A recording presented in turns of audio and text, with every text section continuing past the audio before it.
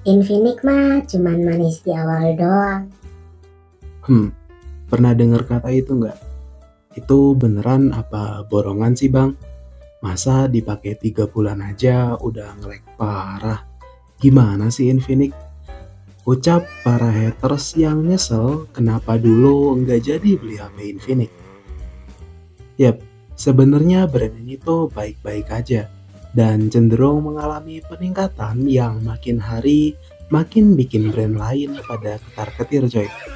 Tapi penasaran gak sih, kenapa banyak orang yang benci sama merek ini dan pada bilang kalau Infinix tuh cuman manis di awal doang? Kalau iya, berarti kalian udah ngeklik video yang tepat. Selamat menonton.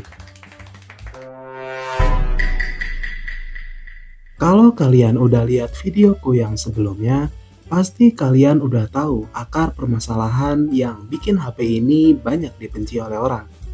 Ya, MediaTek Helio G99 series. Ini bintang utamanya. Ya, walaupun rilisan Infinix baru-baru ini udah pada pakai seri di atasnya, lantas kenapa pula benda nih? Bukannya ini cuman chipset? Cuman chipset? Cuman chipset kata dia. Iya sih chipset, tapi gak gini juga dong bro. Dipakai buat 2 atau 3 generasi kayaknya masih oke lah. Tapi ini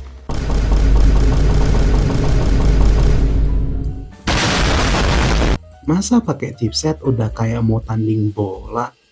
Mau dibikin kesebelasan juga bisa ini mah. Tapi masa cuman gara-gara chipset aja bang?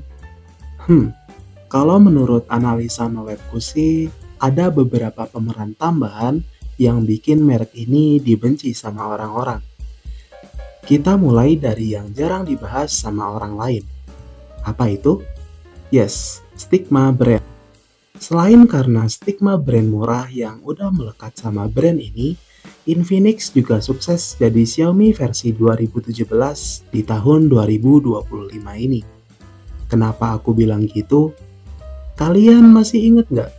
Dulu pas awal-awal boomingnya Xiaomi di Indo, banyak yang ngeremehin brand ini dan malah terkesan membenci brand ini karena berhasil ngasih spek terbaik dengan harga termurah.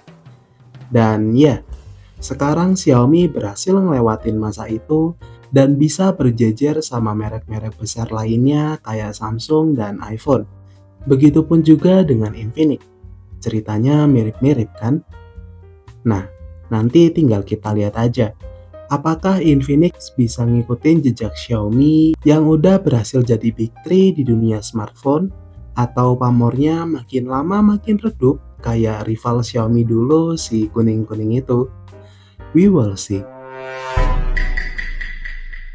Kalau yang barusan masih bisa diperdebatkan, yang ini sih udah fix masalahnya. Apalagi kalau bukan software. Walaupun makin hari XOS ini bisa dibilang makin berkembang, tapi gak bisa dipungkiri lagi. XOS masih belum seterkenal dan seoptimal One UI, ColorOS, dan Vantage OS. Entah dari fiturnya atau tingkat kelancaran saat menjalankan si OS itu sendiri. Mungkin di sini sih deal breaker buat orang-orang yang mau beli HP ini. Walaupun dikasih spek sekehar apapun, kalau softwarenya nggak mendukung ya sama aja bohong kan? Menurutku, Infinix cuma tinggal ngebuat XOS ini lebih optimal biar makin dikenal sama banyak orang. Ngomongin soal software, gak bakal lengkap kan kalau nggak ngomongin hardware-nya. Soal durability dan build quality, entah kenapa masih banyak yang meragukan HP Infinix. Padahal kalau kita lihat produk terbarunya, si Infinix Note 50 sama Note 50 Pro yang udah pakai frame metal di kelas 2 jutaan, ini tuh bisa dibilang terobosan baru, terutama buat HP kelas 2 jutaan. Bayangin, mana ada HP 2 jutaan yang pakai frame metal? Adapun paling cuman HP-HP limbah Jepun 4-5 tahun yang lalu. Ya kalau disuruh milih, ya jelas pilih yang baru lah. Garansi dan service centernya resmi dan jelas. ketimbang kalian beli HP limbah yang gak jelas dari mananya itu. Setelah kita bahas semua hal yang bikin Infinix manis di awal ini, emang beneran manis di awal gak sih? Ya bisa kalian simpulin sendiri sih.